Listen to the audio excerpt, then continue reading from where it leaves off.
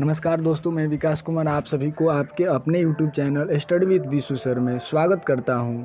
जैसा कि आप सबको पता है कि हम लोग मैथ्स में त्रिकोणमिति पढ़ रहे हैं। त्रिकोणमिति का एक क्लास कल ही हो गया था और आज सेकंड क्लास है। जो अब पहली बार डायरेक्ट सेकंड क्लास देख रहे हैं, हम उनको चाहेंगे कि वो जाकर पहली क्लास देखें, तब आकर सेकंड क्लास देखें ताकि और अच्छा से त्रिकोणमिति समझ में आए। चलिए आज का क्लास आगे बढ़ाते हैं। क्या पढ़ रहे हैं हम लोग? त्रिकोणमिति पढ़ रहे हैं। त्रिकोणमिति इंग्लिश में क्या बोलते हैं इसको? ट्रिगोनोमेट्री। इसका अर्थ आप लोगों को हम बताए थे कल जो पढ़ाए थे, एक बार 5-10 मिनट में हम सब उसको रिवाइज करा देते हैं, तब से आज नया पढ़ाएंगे। त्रिकोणमिति का अर्थ क्या होता है कल बताए थे। त्रिकोणमिति 3 शब्द से बना है। ट्रिगोनोमेट्री इसका अर्थ होता है 3, इसका अर्थ होता है कोण, एंड इसका अर्थ माप। अगर इसको एक साथ तीनों को लिखेंगे तो क्या होगा? 3 कोण की माप। 3 कोण की माप। तो इससे हम लोग क्या पता चलता है कि त्रिकोणमिति में हम लोग 3 कोण की माप के बारे में पढ़ते हैं। ये तो हम लोगों सबको पता होगा कि त्रिभुज में भी 3 कोण के माप के बारे में पढ़ते हैं।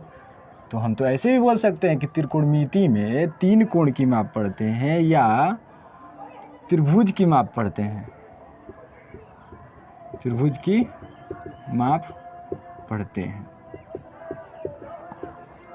तो त्रिकोणमिति में हम लोग क्या पढ़ते हैं? त्रिकोणमिति में त्रिभुज की माप के बारे में पढ़ते हैं, त्रिभुज के भुजा, त्रिभुज के कोण के बारे में पढ़ते हैं।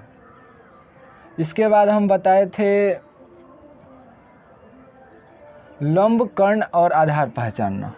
लंब, आधार और कर्ण पहचानना। लंब, आधार, कर्ण पहचानने का अच्छा तरीका बताए थे, एक बार और देख लीजिए। मान लीजिए कि समकोण त्रिभुज है। समकोण त्रिभुज में बोले थे कि जहाँ समकोण होगा तो समकोण के सामने वाली जो भुजा होगी क्या होगी? कर्ण होगी। और लंब आधार में बोले थे कि बराबर लंब आधार बदलते रहते हैं। अगर कंफर्म बताना है कि लंब कौन होगा और आधार कौन होगा, तो हम लोग को ये जानना जरूरी है कि लंब किसके सापेक्ष, किस कोण के सापेक्ष, ए कोण के सापेक्ष या सी कोण के सापेक्ष। अगर सी कोण के सापेक्ष लंब बताना है तो सी के सम्मुख जाइए। देखिए कर्ण जो है ना, कर्ण, ये ए के लिए और सी के लिए दोनों के सापेक्ष कर्ण बदलेगा नहीं, सेम वही रहेगा। आज लंब खोजने के लिए जिस कोण के सापेक्ष लंब खोजना है उस कोण के सामने जाएंगे तो क्या होगा? लंब हो जाएगा। किसके सापेक्ष? कोण सी के सापेक्ष। ये कर्ण हो गया, ये कोण सी के सापेक्ष लंब हो गया, तो ये बच रहा है। तो जो बचता है वो क्या होता है? आधार। क्या होता है? आधार। ये भी हो जाएगा कोण सी के सापेक्ष।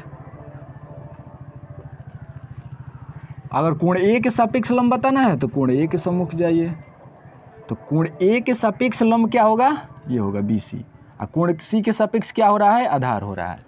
तो हम क्या बोले थे कि सम्मुख जाइएगा तो लंब होता है, 90 के सम्मुख वाला कर्ण होता है, और जो बचता है वो क्या होता है? आधार होता है।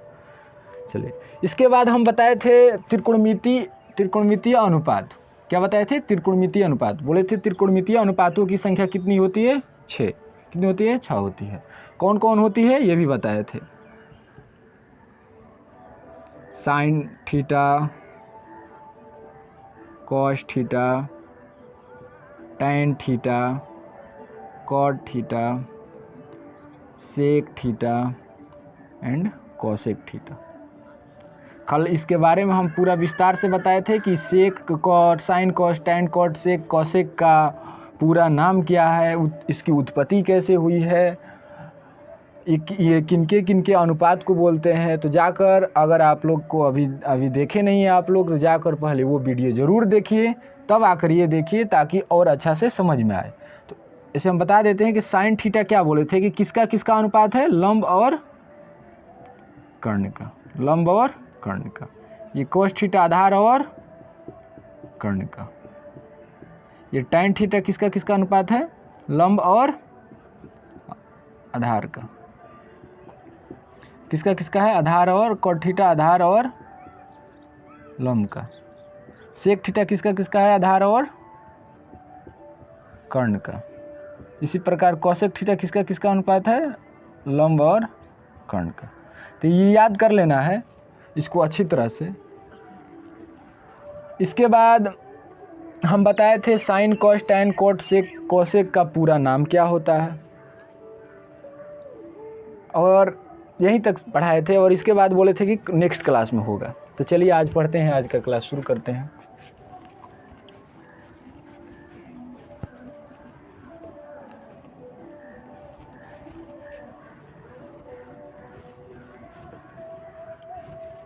आज आगे बढ़ने से पहले आप लोगों को छोटा छोटा आज एक दो बात बता रहा हूँ, ध्यान में रखना है। हम जो साइन थीटा बोले थे, थीटा की जगह पर कुछ भी हो सकता है। थीटा कोण का नाम है, कोण का नाम ABCD XYZ theta gamma alpha जो भी लीजिए हो सकता है, ये थीटा कोण का नाम है। तो ध्यान दीजिएगा, साइन थीटा का मतलब साइन इंटू थीटा नहीं होता है, ये कभी नहीं होता है, गलत हो जाएगा। इसका मतलब होता है ये साइन थीटा क्या है? एक संकेत है। क्या है? संकेत है, किसी खास अनुपात का संकेत है। इसका मतलब होता है थीटा का, हाँ, थीटा के सापेक्ष साइन का मान। ध्यान रखना है। इसी प्रकार कॉस थीटा भी होगा, वो भी संकेत होगा। कॉस इंटू थीटा नहीं होगा, गलती हो जाएगा। उसका भी होगा थीटा के सापेक्ष साइन का, कॉस का मान, थीटा के सापेक्ष टैन का मान। तो ध्यान देना है। और एक बात ध्यान देना है, अगर साइन थीटा के होल स्क्वायर हो तो इसको कैसे लिखेंगे? साइन स्क्वायर थीटा, न कि ऐसे लिखेंगे। ये वाला सही होगा, ऐसे कभी नहीं लिखना है, गलत हो जाएगा। न ऐसे भी लिखना है साइन स्क्वायर थीटा स्क्वायर, ये भी गलत हो जाएगा। कैसे लिखना है? Sine square theta. ऐसे एक और एग्जांपल लेते हैं, जैसे और एक बार जैसे कॉस लेकर लिख रहे हैं, कॉस थीटा के पावर 4, कॉस थीटा का होल पावर 4। इसको कैसे लिखेंगे? कॉस 4 थीटा, ना कि ऐसे लिखेंगे, गलती हो जाएगा।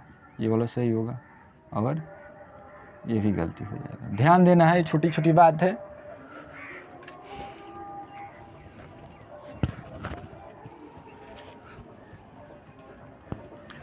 चलिए आज का क्लास कुछ आगे बढ़ाते हैं, नया सीखते हैं।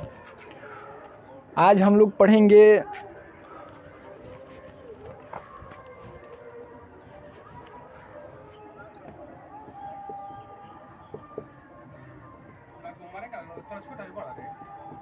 त्रिकोणमितीय अनुपात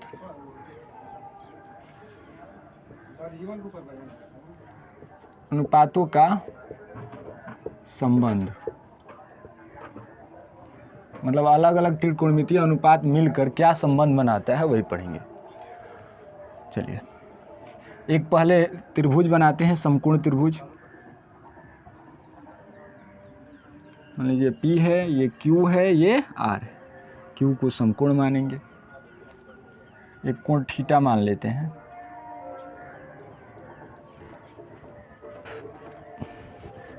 चलिए साइन थीटा का मान बताइए क्या होगा? साइन थीटा बराबर क्या होता है? लंब बटा कर्ण।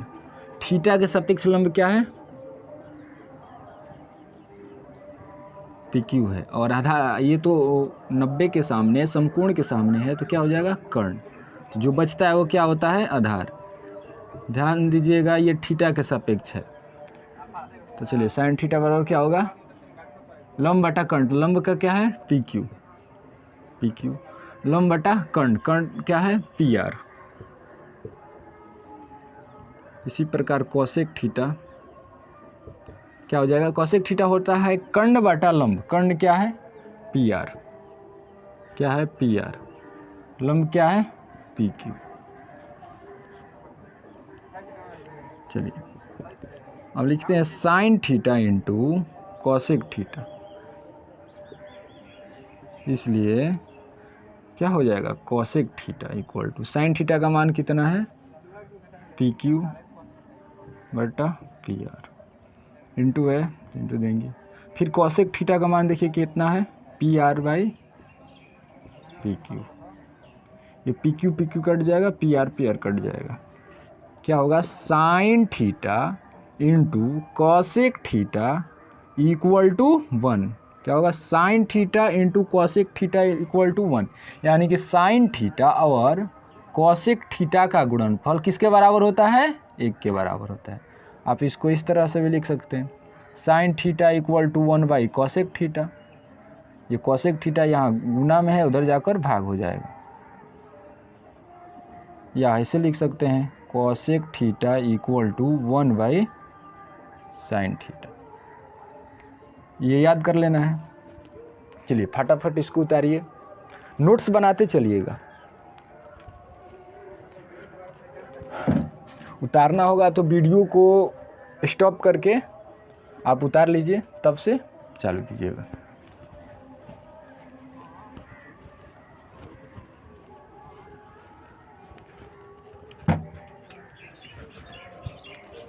इसी प्रकार क्या होगा, चूँकि इसी प्रकार कॉस थीटा इक्वल टू क्या होता है, इसको सूत्र लिखवा दे रहे हैं ताकि आप लोग को भी अच्छा समझ में आएगा। क्या होता है, कॉस थीटा इक्वल टू आधार बटा कर्ण। आधार क्या है, थीटा के सापेक्ष कि ये आधार है तो इसका नाम क्या है, क्यू आर। क्या नाम है, क्यू आर। कर्ण क्या है, पी आर। सेक थीटा क्या होगा, सेक थीटा का सूत्र होता है कर्ण बटा आधार। क्या होता है, कर्ण बटा आधार, याद कर लीजिएगा। कर्ण क्या है, पी आर। आधार कितना है, क्यू आर। इसलिए क्या करेंगे, कॉस थीटा और सेक थीटा का गुणनफल चेक करेंगे। कॉस थीटा का मान कितना है, Q R by P R. क्या है, Q R by P R. फिर सेक थीटा का P R by Q R, P R by Q R. Q R कटा, पी आर कटा। क्या होगा, cos theta into sec theta equal to 1। क्या होता है, कॉस थीटा और सेक थीटा का गुणनफल क्या होता है, 1। इसको इस तरह से भी लिखिएगा, कॉस थीटा इक्वल टू क्या हो जाएगा, 1 बाई सेक थीटा। क्या हो जाएगा, 1 बाई सेक थीटा। या सेक थीटा इक्वल टू क्या हो जाएगा, 1 बाई कॉस थीटा। चलिए इसको भी उतारिए।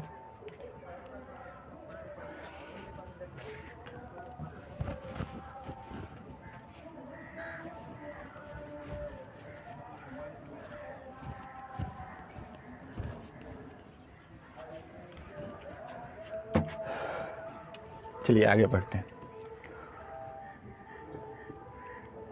टैन थीटा इक्वल टू क्या होता है, लंब बटा आधार। क्या होता है, लंब बटा आधार। बताइए, लंब क्या है, पी क्यू। क्या है, पी क्यू बटा आधार क्या है, क्यू आर।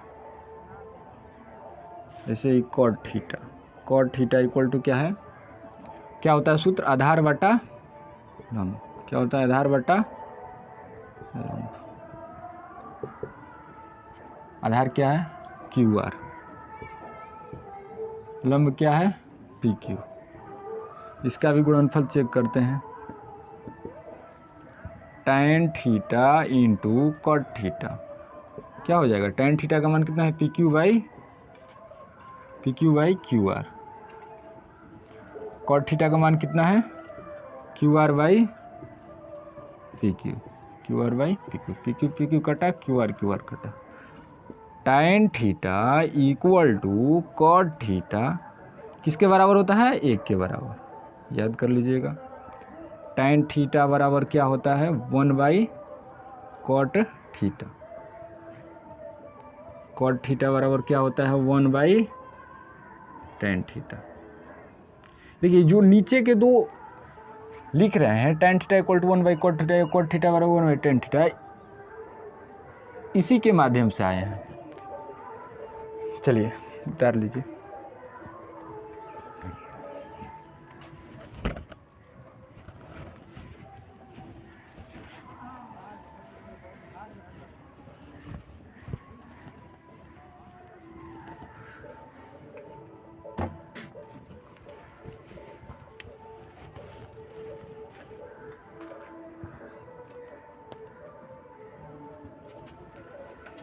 चलिए आगे बढ़ते हैं।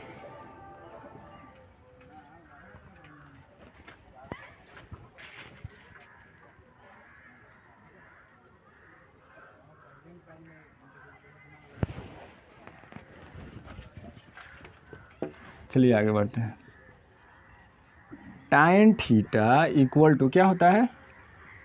लंब बटा आधार। क्या होता है? लंब बटा आधार। इसको इस तरह से भी लिख सकते हैं, tan थीटा इक्वल टू लंब बटा कर्ण बटा आधार बटा कर्ण। अंश और हर दोनों में कर्ण से भागा दे दिए हैं, फिर कट कर वही आ जाएगा। तो अब बताइए लंब बटा कर्ण किसका अनुपात होता है? साइन का, साइन थीटा। आधार बटा कर्ण कॉस का, याद कर लेना है। चलिए इसी प्रकार एक और होता है, कॉट थीटा इक्वल टू क्या होता है? आधार बटा लंब। क्या होता है? आधार बटा लंब। इसको हम इस तरह से भी लिख सकते हैं,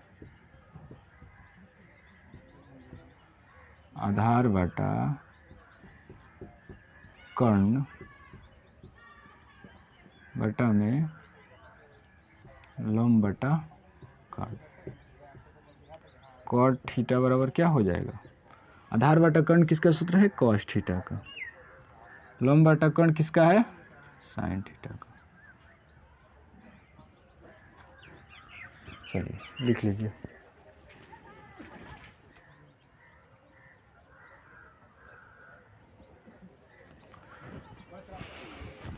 चलिए त्रिकोणमितीय अनुपातों का संबंध हो गया।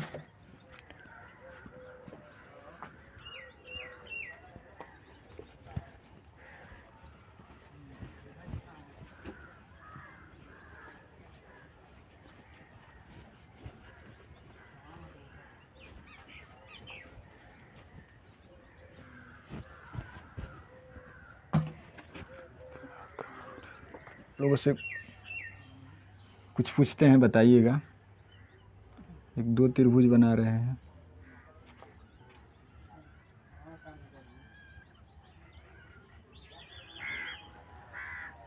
एक ए बी सी है, इसका कोण भी समकोण है, पी क्यू आर, इसका कोण क्यू समकोण है।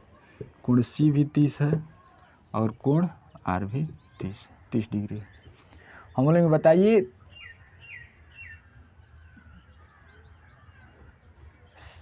साइन 30 डिग्री का त्रिभुज ए बी सी में साइन 30 डिग्री का मान अधिक होगा या त्रिभुज पी क्यू आर में साइन 30 डिग्री का मान अधिक होगा, या साइन 30 त्रिभुज ए बी सी में साइन 30 का मान कम होगा या त्रिभुज पी क्यू आर में साइन 30 का मान कम होगा। तो आप लोग ऐसे देखकर सोचते होंगे कि ये छोटा है तो इसलिए ये वाला साइन 30 डिग्री का मान छोटा होगा, और ये त्रिभुज बड़ा है तो इसलिए साइन 30 डिग्री का मान बड़ा होगा। ये ज़रूर आता होगा मन में। लेकिन ध्यान दीजिए, एक कॉन्सेप्ट होता है कि लिख लीजिएगा, एक ही माप वाले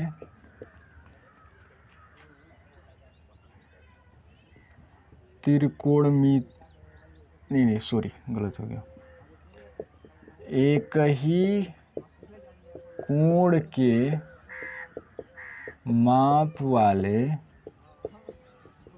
त्रिकोणमितीय अनुपात समान होते हैं, समान होते हैं। तो इससे आप लोग समझ गए होंगे कि इसका जो साइन 30 डिग्री का मान आएगा, अनुपात आएगा, त्रिभुज पी क्यू आर के साइन 30 डिग्री के मान के बराबर आएगा, न कि बड़ा आएगा न छोटा आएगा। क्या आएगा? बराबर आएगा। चलिए इसको प्रूफ के साथ पढ़ते हैं, क्यों होता है ऐसा।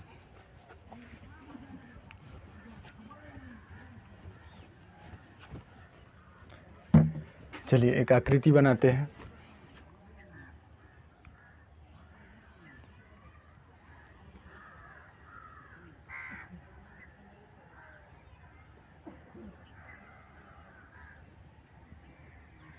A B C D E आकृति है।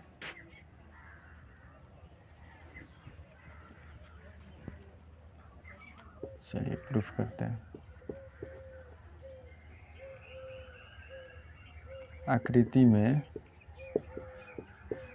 कोण सी, कोण बी, कोण सी और कोण डी क्या है? समकोण है।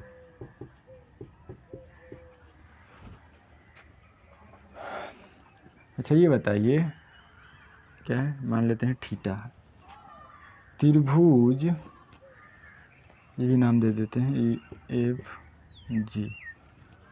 त्रिभुज ई डी एफ में, ई डी एफ कौन है? देखिए ई डी एफ में, इस त्रिभुज में देखिएगा साइन थीटा का मान क्या होगा बताइए? साइन थीटा का मान, साइन थीटा, तो साइन थीटा का सूत्र क्या होता है? लंब बटा में कर्ण। तो थीटा के सापेक्ष लंब खोजना है तो थीटा के सामने जाएंगे, तो थीटा के सामने क्या है? एफ डी है या डी एफ है। क्या है? डी एफ है।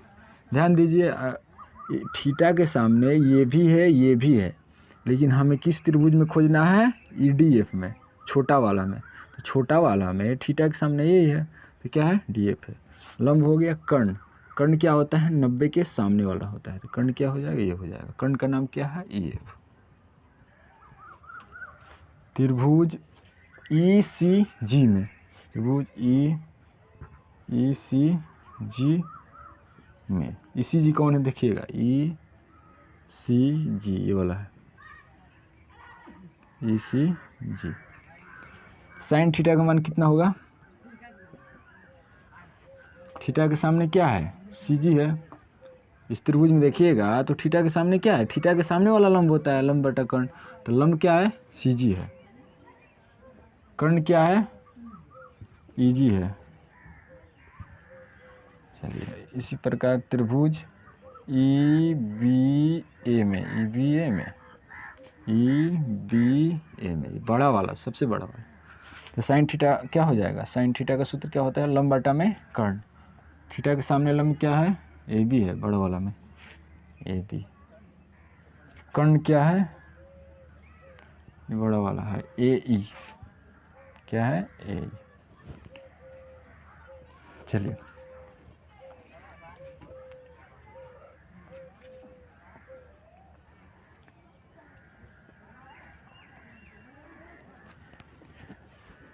चलिए हम लोग एक 10th क्लास में एक चैप्टर पढ़ेंगे त्रिभुज। त्रिभुज में समरूपता के नियम, जैसे हम लोग 9th में सर्वांगसम पढ़े वैसे 10th में समरूप पढ़ेंगे। समरूप क्या होता है कि जब दो त्रिभुज समरूप होते हैं तो दोनों त्रिभुज के जो अनुपात होते हैं, भुजाओं का अनुपात हमेशा बराबर होते हैं। जैसे हम अभी लिख रहे हैं, मान लीजिए दो त्रिभुज है, इसका नाम है ए बी सी, इसका पी क्यू आर। ये दोनों त्रिभुज समरूप है तो इसका क्या होता है? अनुपात बराबर। अगर ये इस त्रिभुज का ए बी लेते हैं भुजा, तो इस त्रिभुज का क्या लेंगे? P Q. इस त्रिभुज का बी सी इस त्रिभुज के क्यू आर के अनुपात के बराबर होगा। इसी प्रकार ए सी इसके पी आर के बराबर होगा। देखिए ये हम लोग अभी पढ़ेंगे, पढ़े नहीं हैं तो डरना नहीं है, जब पढ़ाई होगा तो अच्छा से समझा दिया जाएगा। थोड़ा सा हम समझा दिए कि क्या होता है कि जब दो त्रिभुज समरूप होते हैं तो उस दोनों त्रिभुज के जो भुजाओं का अनुपात होता है ना, वो भी बराबर होता है। यहाँ यूज है था इसलिए समझा दिए। नहीं समझ में आया है तो कोई बात नहीं, ये समझिए जब वो त्रिभुज चलेगा, समरूप चलेगा तो उस समय अच्छा से समझा देंगे। तो अगर ये त्रिभुज में देखेंगे समरूप है, त्रिभुज समरूप के नियम में पढ़ाएंगे कि कौन कौन से समरूपता की कसौटियाँ होती है। उनमें से एक कसौटियाँ होती है ए। तो इस त्रिभुज में देखेंगे ए इस त्रिभुज के ए से बराबर है। ये वाला ए और ये वाला ए, एंगल बराबर है 90 डिग्री से, समरूप होगा। तो ऐसे देखेंगे ना तो तीनों त्रिभुज, ये वाला और एक बड़ा वाला, तीनों त्रिभुज आपस में समरूप होंगे, तीनों त्रिभुज समरूप होंगे। तो इसलिए समरूप के बाद उसकी भुजाओं का अनुपात भी समान होगा। तो भुजाओं का अनुपात सब समान रूप से देखेंगे, लास्ट में क्या आएगा, DF बटा EF इक्वल टू CG बटा EG इक्वल टू AB बटा AE। AB बटा E कैसे होता है, त्रिभुजों के समरूप नियम से।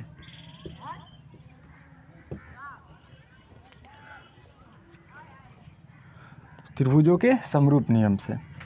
तो देख रहे हैं यहाँ पर कि DF by EF equal to CG by EG equal to AB by AE हो रहा है, यानी कि इसका अनुपात ये तीनों बराबर आ जा रहा है। तो हम कह नहीं सकते कि जब साइन थीटा, ये आपस में तीनों बराबर आ रहा है, देखिए यहाँ पर बराबर आ रहा है, तो हम कह नहीं सकते कि इसका अनुपात तीनों बराबर है, यानी कि इस तीनों का जो साइन थीटा भी होगा क्या होगा, बराबर होगा। तो हम यही लिखवाए थे कि एक ही कोण के माप वाले त्रिकोणमितीय अनुपात का मान समान होता है, त्रिकोणमितीय अनुपात का मान समान होता है।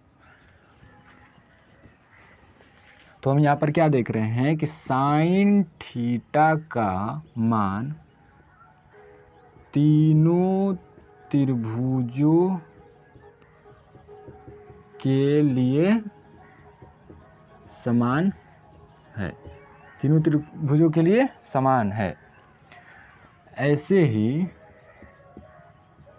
शेष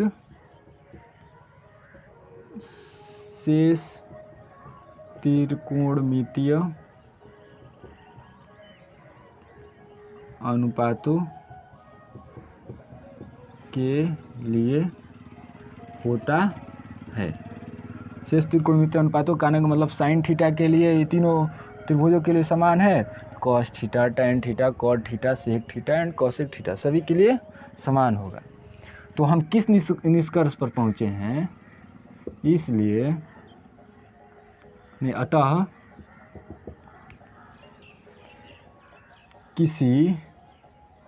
अतः त्रिकोणमितीय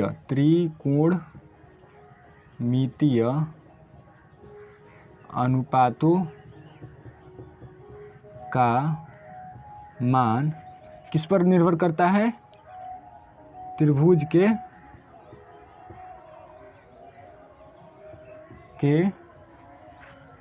कोण पर निर्भर करता है। मतलब भुजा छोटी हो या बड़ी हो उससे कोई फर्क नहीं है, अगर कोण समान है तो उसका अनुपात भी क्या होगा, समान होगा। हम लोग इसमें यही समझना चाह रहे थे कि अगर दो त्रिभुज है, मान लीजिए दो त्रिभुज यहाँ पर समकोण त्रिभुज बना रहे हैं, ये 60 है और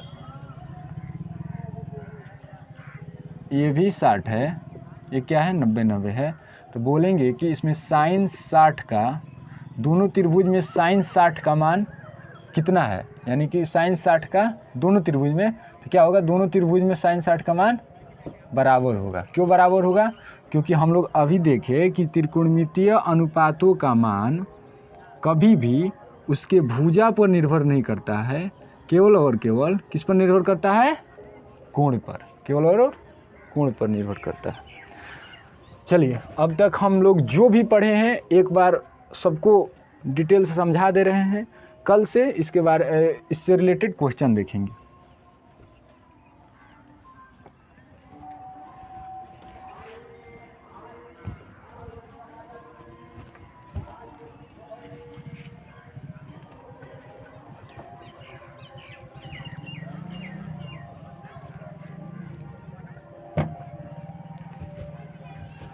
चलिए अभी तक हम लोग क्या पढ़े हैं, 6 त्रिकोणमितीय अनुपात पढ़े हैं। क्या पढ़े हैं, 6 त्रिकोणमितीय अनुपात।